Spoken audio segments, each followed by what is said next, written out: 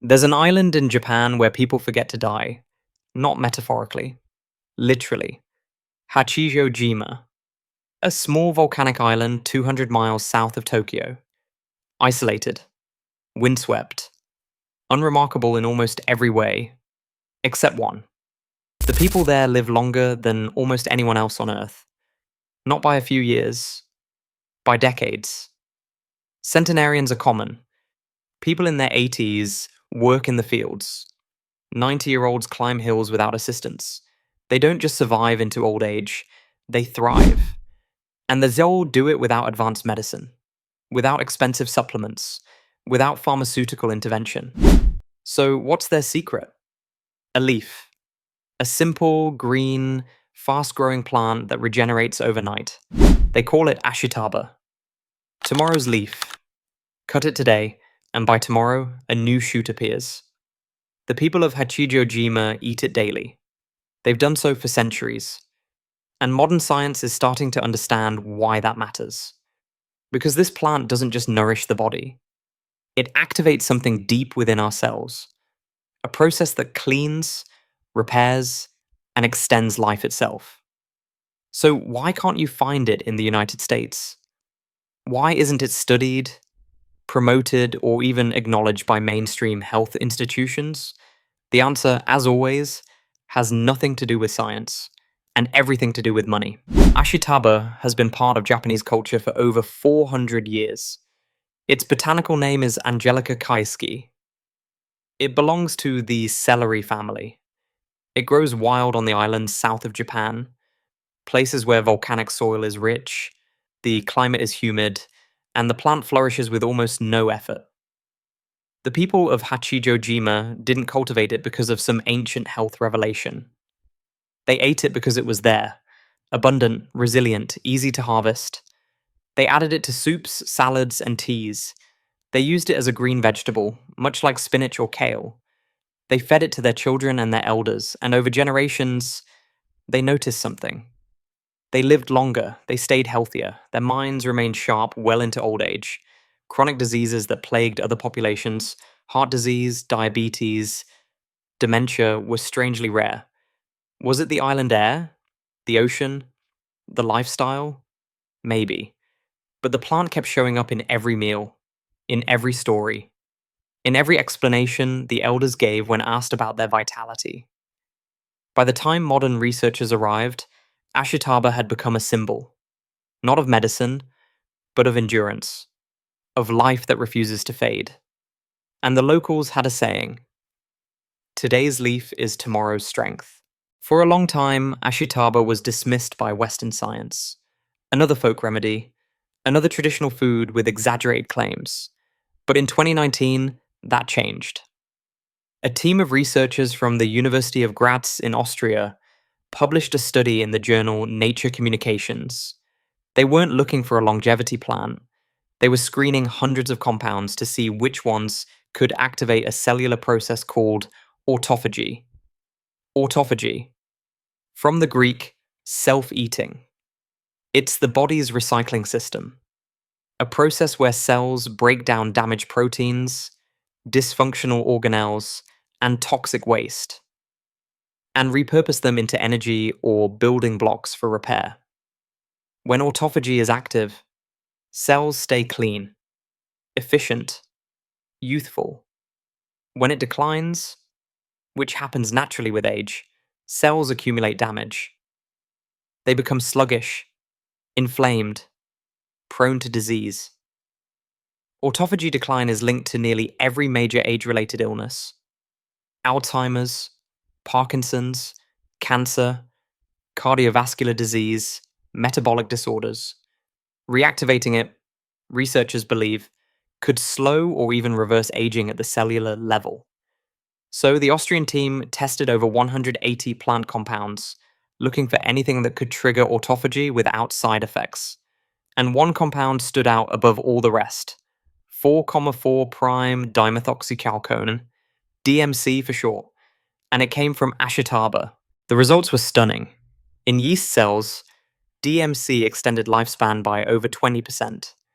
In roundworms, a common model organism for aging research, It increased lifespan and improved mobility in Dolby in old age. In fruit flies, it did the same. In human cells grown in the lab, DMC activated autophagy without toxicity. It didn't just clean up damaged cells, it protected healthy ones. The researchers compared DMC to other known autophagy activators, including resveratrol from red wine and spermidine from wheat germ. DMC outperformed them. It was more potent, more selective, more effective at promoting cellular health across multiple species. And critically, it worked through a natural pathway, one the body already uses. It wasn't a drug. It wasn't a synthetic molecule. It was a compound that had existed in a plant for millennia, quietly doing what it was designed to do. The study concluded with a line that should have made headlines. Our data suggests that DMC represents a novel and promising candidate for anti-aging interventions. But there were no headlines, no pharmaceutical trials, no FDA interest, no public health campaigns, just a paper. Published, filed, forgotten. Because here's the problem. You can't patent a plant. You can't patent a compound that occurs naturally in a vegetable people have been eating for centuries. And if you can't patent it, you can't control it. You can't price it.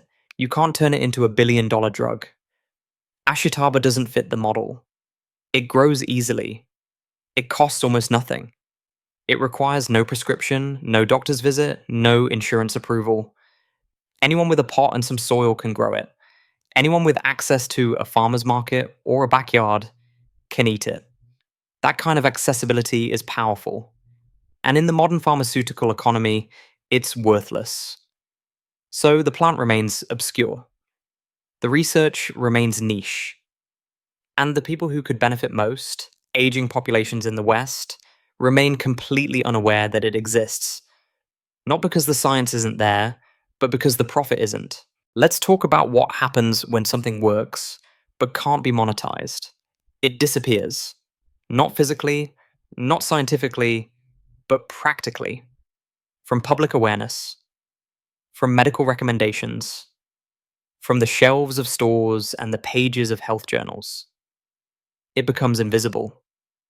Ashitaba is one of the most researched longevity plants in modern science. Studies from Japan, Austria, South Korea, and the United States have confirmed its effects on autophagy, cellular health, metabolism, and lifespan extension. Yet, if you walk into a grocery store in the United States, you won't find it. If you ask your doctor about it, they'll likely have no idea what you're talking about. If you search for it online, you'll find a handful of obscure supplement sites and a few blog posts, but no mainstream coverage, no FDA approval, no institutional endorsement. Why? Because Ashitaba exists in a regulatory and economic gray zone. It's not a drug, so the FDA doesn't evaluate it. It's not a common vegetable, so the USDA doesn't promote it. It's not widely grown in the US, so there's no agricultural lobby pushing for its commercialization. And it's not patentable, so pharmaceutical companies have no incentive to fund large-scale trials or public education campaigns. It's a perfect example of something that falls through the cracks, not because it doesn't work, but because it doesn't generate profit. Here's how the system works. If a compound shows medical promise, a pharmaceutical company can invest hundreds of millions of dollars to isolate it, test it, patent it, and bring it to market as a drug. But that only works if the compound is novel. If it's naturally occurring and widely available, it can't be patented. So what do companies do? They modify it. They create a synthetic analog, a slightly altered version of the natural molecule that behaves similarly but is different enough to qualify for a patent. Then they test the synthetic version.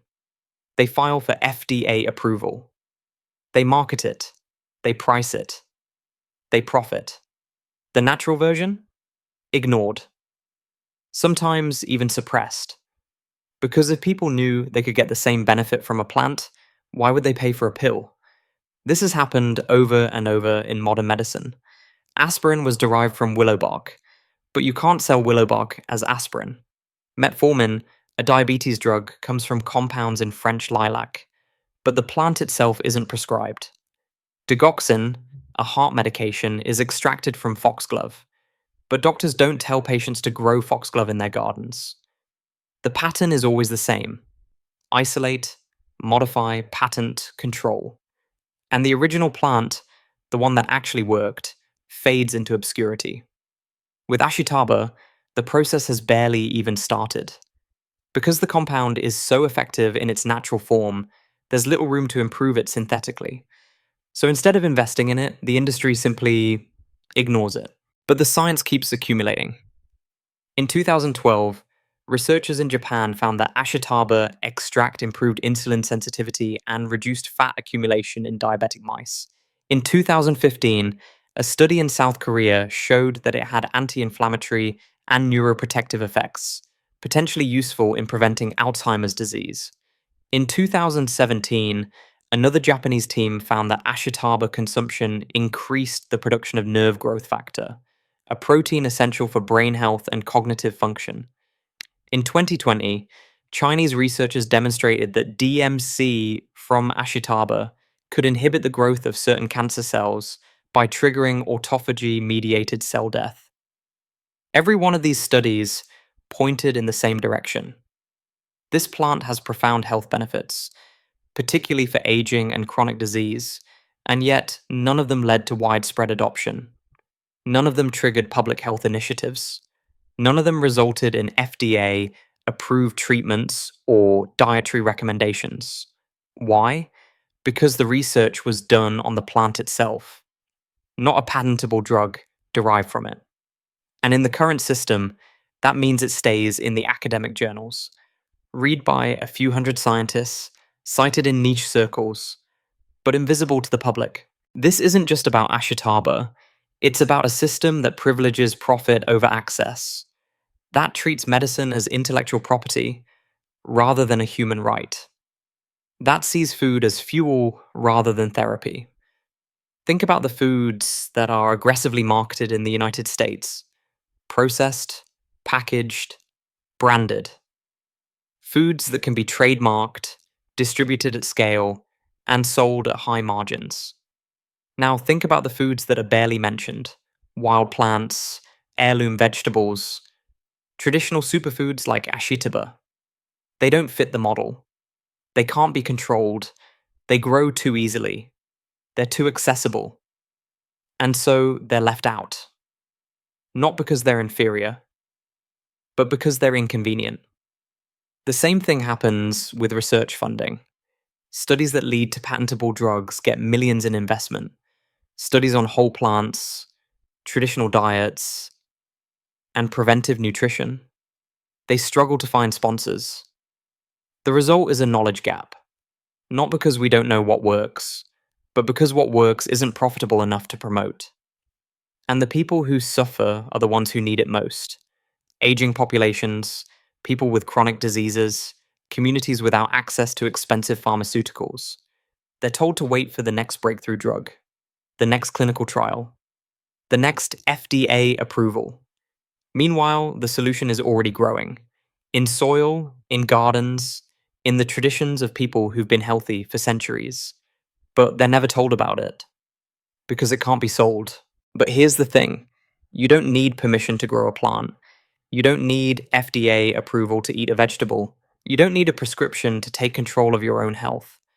And that's exactly what's starting to happen. People are waking up, not in some grand, organized revolution, but quietly, individually, in backyards and balconies and small greenhouses across the country. They're growing ashitaba. They're learning how to harvest it, prepare it, and incorporate it into their diets. They're sharing seeds. They're exchanging knowledge. They're bypassing the entire system that told them this plant didn't matter. Because it does matter. And they know it. In online gardening communities, ashitaba is becoming a quiet obsession.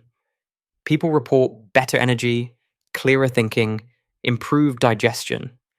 Some say their chronic inflammation has decreased. Others say they just feel better, stronger, more resilient. Are these effects placebo? Maybe some of them, but the science says otherwise. And more importantly, Abul, the lived experience of the people on Hachijojima who have eaten this plant for centuries and lived longer, healthier lives says otherwise. This isn't a miracle cure. It's not going to reverse aging overnight. But it's a tool, a real one, backed by research, validated by tradition, and accessible to anyone willing to grow it. And that accessibility is exactly why it's been ignored. Here's what we need to understand. The system isn't designed to keep us healthy. It's designed to keep us dependent. Dependent on prescriptions, on approvals, on products we can only access through controlled channels. The idea that we could grow our own medicine, that we could cultivate longevity in a pot on our windowsill, is fundamentally incompatible with that model. And so we're told it's unreliable, unproven, unsafe. We're told to trust only what's been processed, standardized, and sold to us. But our ancestors didn't wait for clinical trials. They observed, they experimented, they remembered what worked, and they passed it forward. That knowledge still exists. It's encoded in the plants themselves, in the soil, in the traditions of communities who never forgot how to live in partnership with the natural world. We don't need to rediscover it. We just need to stop ignoring it. So what do you do with this information? First, understand that ashitaba is legal. It's not a controlled substance. It's a vegetable. You can buy seeds online.